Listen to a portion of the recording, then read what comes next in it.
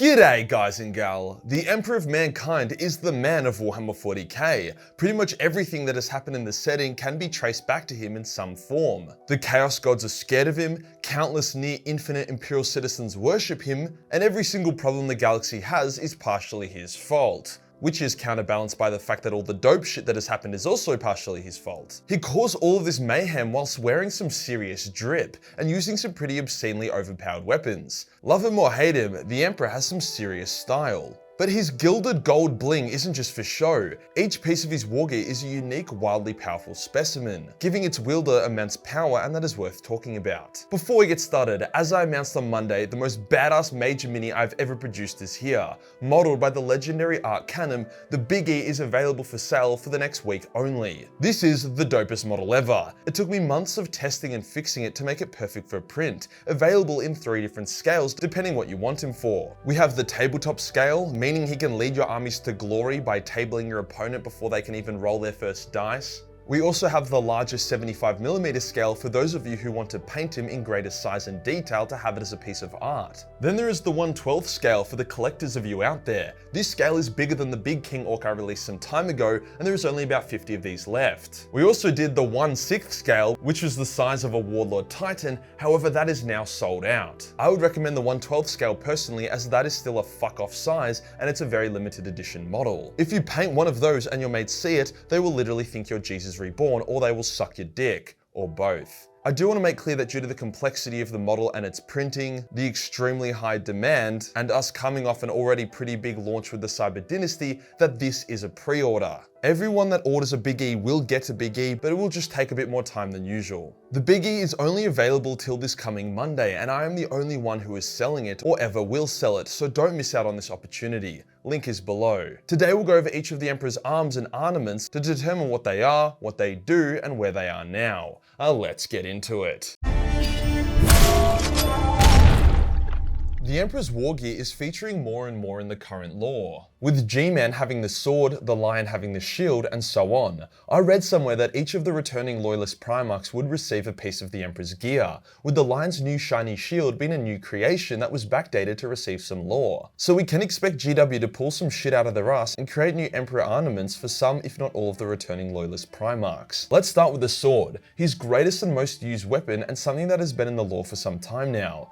No matter the time, place, or setting, flaming swords are fucking cool, and the Emperor's one is sick. It's a perfect blend of psychic might and technological prowess, as fundamentally, it's a very well-made power sword, as you can see by the power nodes running down it. It takes elements of Dark Age of Technology stuff, which explains its extreme sharpness and durability. However, it has been massively modified by the Emperor to allow him to channel his psychic might into it. Those flames are purely psychic, which give it an entirely new level of power. See, the sword is the ultimate demon killer. Whenever it cuts a demon, the raw might of the Emperor burns out its essence and permanently kills the demon, which in turn permanently kills a piece of its Chaos God. There aren't many things in the setting that can permakill demons, but the Emperor's sword is one of them. Thus, demons are shit scared of the sword, as it turns the great game into less of a game and more of a holy shit, I'm not actually immortal. It can even kill demon Primarchs and greater demons. With the sharpness of the blade as well as the flames, there is nothing it cannot cut through. Even adamantium parts like butter underneath its cut,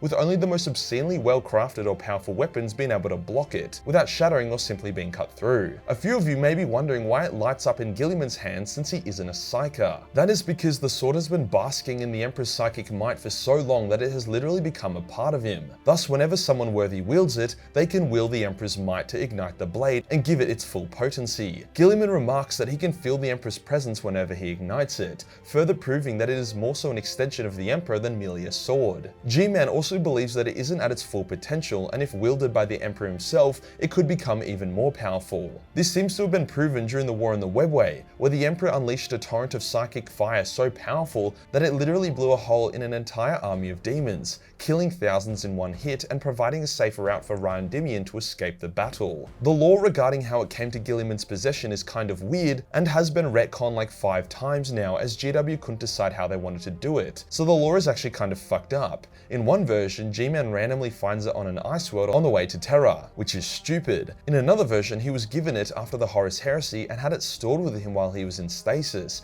In another version, Belisarius Cawl looked after it and gave it to Guilliman as part of his awakening. And finally, the version I like, is that it was sitting on the Emperor's lap in the throne room for 10,000 years, basking in his raw psychic might and allowing him to imprint a part of his soul onto it. Then when Guilliman met with the Emperor and the Emperor deemed him worthy, he allowed G-Man to take the sword and call upon the Emperor's flames at will. Regardless of what version you like, the result is the same. G-Man wields the sword in each battle, scaring the shit out of demons as he does so. The Emperor's shield is the next bit of war gear I want to discuss, and despite being an original creation for the Lion, it wasn't just conjured out of nowhere. See, the design of the shield is almost the exact same as the one on the Emperor's pauldron in official art. However, it's not clear if it was taken off the armor and then psychically resized itself to fit the Lion, or if that was based off the shield that the Emperor used to wield into battle before he swapped it for a talon. After all, good fucking luck holding a shield with an arm like that. What we do know is that upon beating the Emperor's Warp Guardian and claiming the shield, the Lion received a vision from the Emperor's perspective of him wielding the shield before a legendary battle. So at some point, the Emperor used it before he decided he could just have a psychic force field around him at all times, and that shields were pretty obsolete. While the power of the shield isn't as obvious as a flaming sword, it's still extremely valuable. It appears to be able to reflect the force of an attack back upon the attacker, which is very handy for stronger opponents. It also seems to be extra effective on demons or warp creatures, with the Lion using it to destroy the Emperor's Guardian of the Shield and then going on to bash Angron's brains out with it,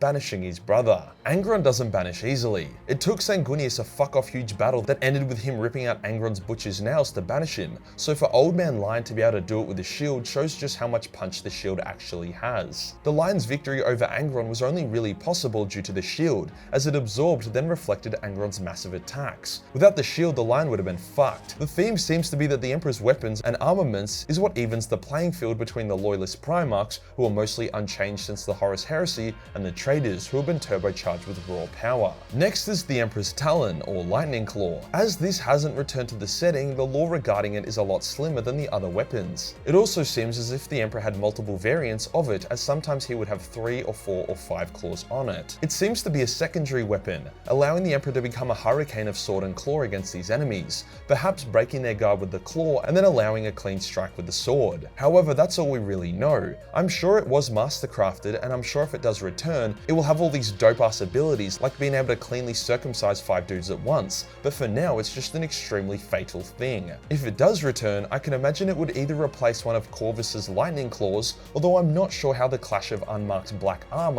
with an extremely ornate golden claw would look from an aesthetics perspective. More likely, it would return with Rogel Dawn, who would use it to replace his missing hand. As his armor is naturally gold and ornate, it would fit quite seamlessly. The Emperor also forged a twin set of spears during the Age of Strife, the Apollonian Spear and its twin, the Dionysian Spear. These would later be given to Constantine Valdor and Leman Russ during the Heresy, but since it was created ages before this, we could say that they were originally the Emperor's weapons. The Dionysian Spear gave the truth to those it cut, whilst the Apollonian Spear gave the truth to the wielder whenever he made a cut or stab. Valdor was able to use the Apollonian Spear to determine his location on the Vengeful Spirit by stabbing the ship, so that was pretty handy. Constantine left his spear with his custodes before he vanished, whilst Russ stored his spear in the tomb of a fallen space wolf who used it to help defeat Magnus the Red, you know, on one of the billion occasions where the space wolves kicked his ass. It occasionally gets brought out as a space wolf relic for whenever some nerds need to be shown their place, but for the most part it's gone and buried. With Valdor's imminent return, as well as Russ's return also on the cards, it's likely both Primarchs will end up with their spears being returned to them at some point. Next up is the Emperor's Bolter.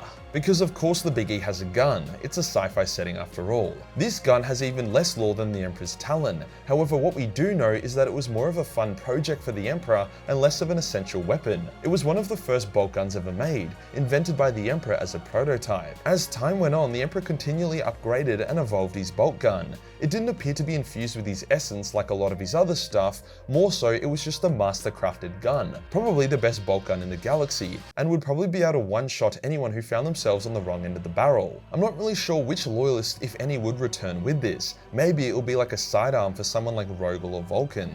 Lastly, we have the Emperor's Armor, called the One True Armor because of course it is. The armor itself is master-crafted auroramite infused with psychic properties. The most significant of these properties being the ability to resize based on the Emperor's will. The Emperor could grow to be the size of a Titan or be as small as a normal man, so he obviously didn't want to burst out of his armor every time he wanted to do so. Auroramite is the greatest alloy in the Imperium, stronger, lighter, and more durable than ceramite. Only the Emperor and his custodies were allowed to use it. Even the Primarchs weren't given auroramite armor. When the Emperor was entombed within the Golden Throne, his armor was taken off and melted down into small fragments. Those fragments were then distributed throughout the Loyalist legions to be placed upon the left shoulder plate on every unit of Terminator armor. They were shaped into a special symbol and called the Crux Terminatus. Over time, many pieces have been lost, so only the greatest Marines can use Terminator armor blessed with the Crux Terminatus. However, the Grey Knights are allowed to have one on every single piece of Terminator armor because they are Daddy's favorites. It's unclear what effect, if any, the Crux Terminatus has, but since it did come from the Emperor's own battle plate,